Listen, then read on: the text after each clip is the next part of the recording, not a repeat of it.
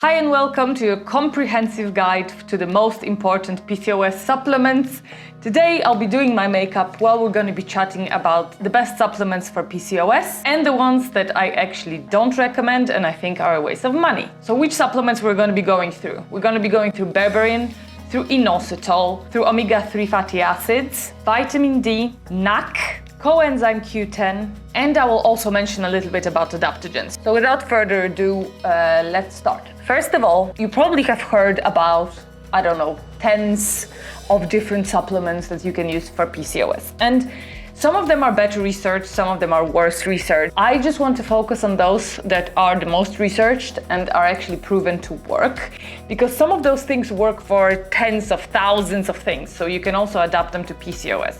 And when I'm saying tens of thousands of things, of course, it's not tens of thousands of things, but they just work so generically, like they lower inflammation. So it means that they will be able to improve majority of diseases. So the first thing we're going to be talking about is Berberine. And Berberine is actually one of the best researched supplements together with Inositol for insulin resistance. So why is Berberine good for PCOS? Well, most of women with PCOS have insulin resistance. This in turn can also contribute to overproduction of testosterone, which gives us our wonderful symptoms like acne and hirsutism, so extra hair growth. It also gives us anxiety, which is great. You know, those dark spots on your neck or under the armpits or underneath, all of those stuff, or like little skin tags all over. These are all the stuff that insulin resistance can actually do for us. So we have Berberine, that is our first supplement. Berberine is actually, I think, a root. Yes, it is a root. That has been studied quite extensively. And funny thing is actually that I have found a study that have shown that actually Berberine was better than metformin, lowering the blood sugar levels in your body. So basically, Berberine is a very good alternative for those who do not tolerate metformin or have not been prescribed metformin yet, or you know, are waiting to the queue to the doctor. You think you have signs of insulin resistance. Myself, for example, I have all signs of insulin resistance, even though I was never diagnosed with insulin resistance.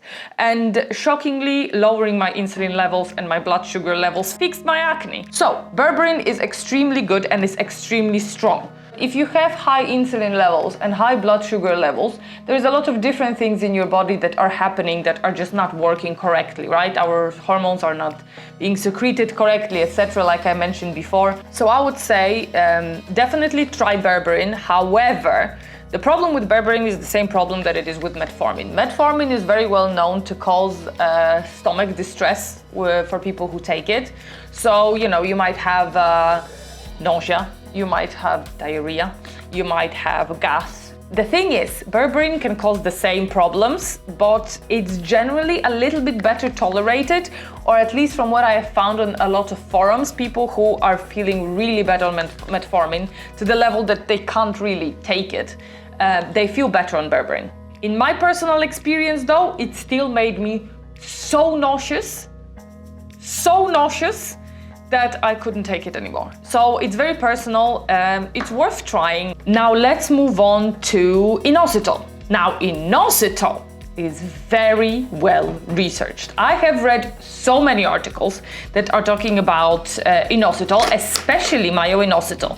Now, there are two types of studies. One of them were showing, well, actually probably three types of studies that were showing either myo-inositol working itself, or combined with dichloroinositol, or combined with folic acid. Now, the one, from what I remember, if I don't remember correctly, don't quote me on that, but from what I remember, the myo-inositol already had a great result in comparison to placebo group. The second one they did, they combined it with folic acid and it had better results, and then they found this ratio, magic ratio, of myo and dichloroinositol, which is 40:1, you probably have heard about it before, that is supposed to help help the most with PCOS. So what I have found is one of the cool animation that explained it really well. If I find it, I'm going to try to link it in the description below.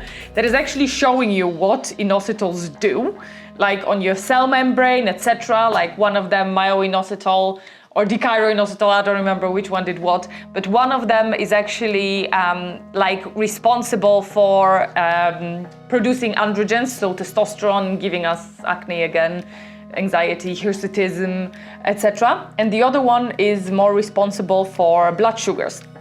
So inositol overall is supposed to balance your blood sugars, but as I said, as a cascading thing, and again, not including only mayo, but also inositol, helps you lower androgens as well. So these are two things that we know that are extremely important. Plus, I have found in one of the articles, again, how true it is, I don't know, that it might improve your egg quality. So the thing is, if you're trying to conceive and you're searching for, PCOS supplement, inositol seems to be like it, and you will find it everywhere, and that it should actually help. It's supposed to aid weight loss as well.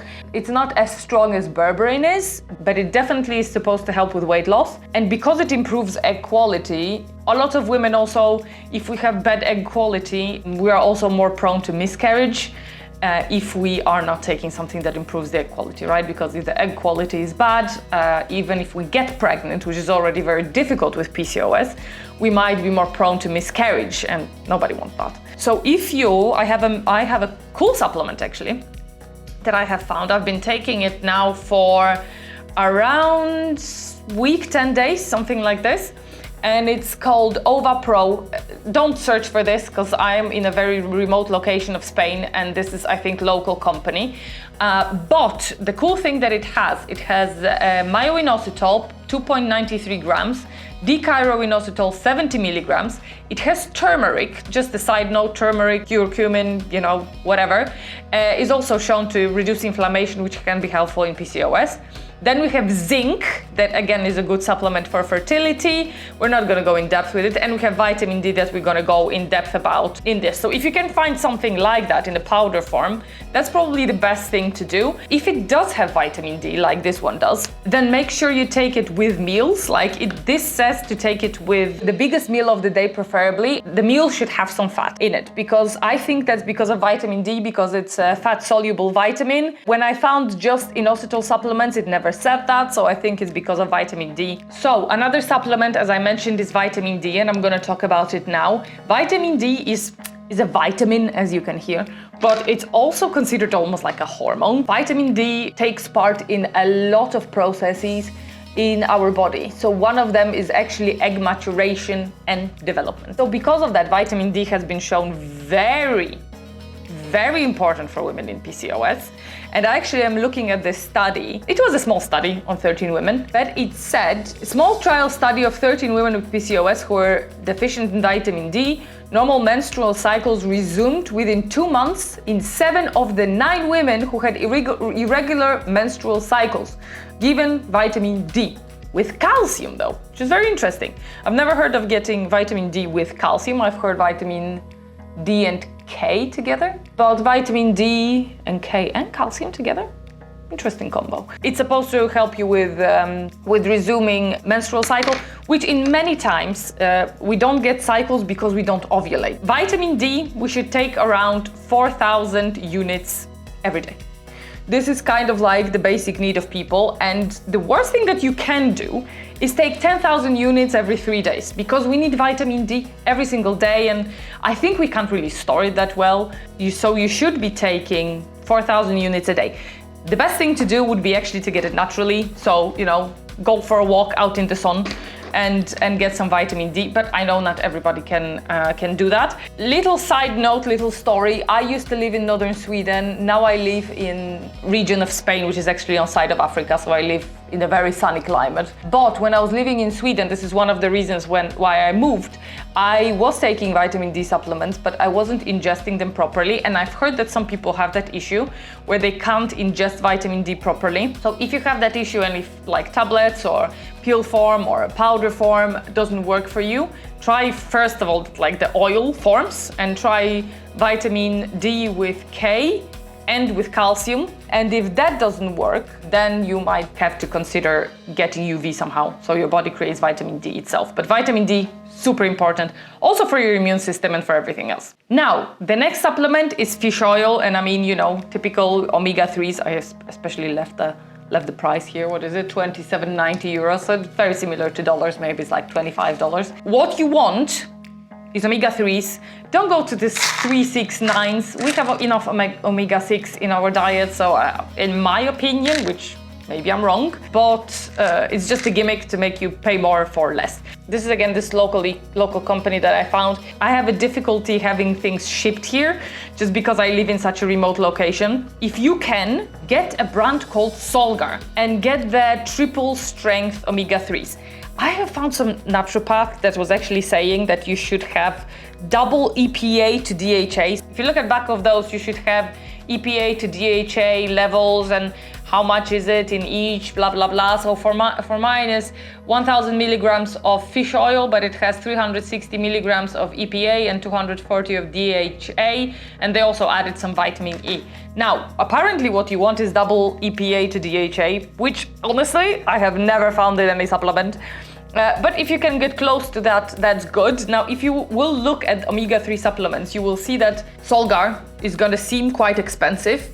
But if you actually do the calculation and you see how much each pill gives you DHA and EPA, and the fact that the package is 100 soft gels and you're supposed to take only 2, here, for example, the package is 90 soft gels and I'm supposed to take 3. So eventually it ends up probably cheaper than the other ones, and the quality of Solgar supplements is really, really good. So I would definitely recommend trying this one. Now, what does it do? Now, some studies have shown that androgen levels were lower in the women who were supplementing with fish oil and with omega-3s. It was also shown to aid BMI, body mass index lowering, insulin levels decreasing, and the serum LH and testosterone also decreased. So it seems like it has a lot of benefits, and overall, omega-3 fatty acids are also anti-inflammatory. So if you are under a lot of stress and you have a lot of, oxidative stress, very often you have a lot of inflammation in your body. So it's also very good. It's also very neuroprotective. So it protects your brain. It helps your immunity. There is you can't go wrong with omega-3 fatty acids. So I would say everybody in the world should actually supplement with omega-3s, because even for children, it helps with the immune system, etc. It also has fat-soluble vitamins in it. So I would say definitely get omega-3 fatty acids. Right, let's move swiftly to next supplement, and that's the supplement I actually haven't used yet, which is very interesting because I'm thinking about ordering it right now. So NAC, which is N-acetyl cysteine, N-acetyl cysteine, I think I said it right, is actually a very powerful antioxidant. So we know that our bodies have a lot of oxidative stress. A lot of it can be literally from mental or physical stress or whatever. If you have any physical issues, you're gonna have physical stress on your body. But what NAC does, it improves the production of glutathione, which is the natural antioxidant, the most strong antioxidant that is produced in your liver. So if you can get glutathione to be boosted, then honestly, girl, you're gonna be good on so many levels. There was a study actually that was published in European Journal of Obstetrics, you know what I mean, Gynecology and Reproductive Biology, and it compared NAC to metformin. In this trial, 100 women were divided to receive either metformin or NAC for 24 weeks. And both of them had similar lowering in BMI, hirsutism, and fasting insulin, free testosterone, and menstrual irregularity. There were also a lot of studies that actually compared NAC with Clomid. So if you know, Clomid is a pill that is supposed to aid fertility, but apparently NAC versus Clomid, it had higher rates of pregnancy success and improved ovulation amongst women who took NAC versus didn't take NAC. They had better ovulation and better pregnancy success, to sum it up. So basically, especially if you're trying to conceive, it might be a good idea to try NAC. I know that in US there was a problem because some regulation that didn't allow NAC to be sold, other supplements like on Amazon and stuff. But from what I understand, it is possible again now. So hopefully you can get your hands on NAC. Also, one side note about NAC is that it's supposed to help with your serotonin and dopamine production, or communication or something, so it can be a good mood booster. So that is very interesting because, if you have a lot of insulin resistance and stuff, your mood can be affected as well, because all the blood sugar imbalances are also influencing our mood, and testosterone levels are influencing our anxiety, etc., etc. generally hormone imbalance is not very good for mood swings and mood in general. So definitely NAC can be good with this as well. Now, the next one is coenzyme Q10. Honestly, I think getting from those kind of like must-haves to, yeah, you can try it. Because these are the things that are appearing here and there, but it seems like, I don't know, they're not the most recommended. It's kind of like, I already am using everything else, so I'll try that too. Now, coenzyme Q10 is generally working in your mitochondria, so it also helps with energy production and all of that. And it's supposedly lowering cholesterol, testosterone, insulin levels, inflammation, etc. Apparently, in one clinical test, it improved depression and anxiety, so that's also good if you have depression and anxiety, inflammation and total testosterone, and DHEA. So if you have high DHEA, I think this is the first supplement that we talked about that actually spoke about directly improving DHEA levels. So if you have high DHEA, if this is the thing that is showing in your tests, you might want to consider it actually. I want to speak a little bit about adaptogens, and I'm going to show you one of the supplements I've been taking, and it's called Stop. Again, local company, don't search for it, but I will take you what it has inside. So it has a lot of ashwagandha. So ashwagandha is an adaptogen. If you don't know, adaptogens are kind of very often herbs or roots or, you know, kind of natural ingredients that are supposed to help your hormones regulate itself. So for example, if you have a lot of stress, the adaptogen will help communicate that, you know, hey, adrenals, ease off on the cortisol. Or your thyroid is not working very properly and it's not, you know, producing enough thyroid hormone, it's gonna like push it a little bit and kind of improve communication between like your glands and etc. So adaptogens can be useful. Again, I would say this is my personal experience that they're like light. You know what I mean? So the one that I have, again, it has ashwagandha, it has passiflora, it has lavender, and it has L-Theanine, I'll put it on the screen. And this is actually an amino acid, and I like it because I actually feel like it lowers my anxiety. And this is actually something that, you know, psychiatrists prescribe very often. Now, one more supplement that I'm gonna quickly just mention is Maca or Maca, this one. I made a whole video about Maca, so I'll link it for you. It is also an adaptogen, but it's supposed to help with balance, and it also gives you a little bit more energy. So if you have a lot of fatigue, then you might want to consider it. So now, if I'm honest with you, well, I'm trying to do something with my hair to look semi-normal. I were you, if you have insulin resistance that has been actually, you know, diagnosed and stuff, then I would definitely try Berberine, especially if you don't feel great taking metformin and stuff. Definitely Berberine, first thing if you have hardcore insulin resistance. If you have some levels of insulin resistance, you think, or maybe you're not properly diagnosed, but you have some symptoms and you just want to improve, you know, your overall fertility and ovulation, definitely Myo and D-Chiro Inositol. If it has vitamin D, magnificent. Also think about your vitamin D levels every time, just for your overall health. So you might want to supplement with vitamin D. Omega-3 for your overall health, definitely good choice. And if you have anxiety and maybe some mood swings, etc., and you want to overall like calm your body down, then NAC and then adaptogens like ashwagandha, etc., are going to be good. But I would start from inositol or berberine. So the last disclaimer, make sure that you take those supplements a long time if you expect any results. Some studies about inositol shown that, you know, you have to take it at least 3 months. And if you really want a good results, I've read once 8 months to even see any improvement in ovulation and egg quality. So take them a long time. Omega-3 is the same. You have to at least take it 2-3 months to see any results, and any supplement, it kind of has to build up in your body. I hope you guys liked that video and it helped you choose your supplement regime for PCOS. If you liked it, please leave a like, leave a comment, and subscribe to the channel and click notification bell to be notified about future videos. I'll see you soon.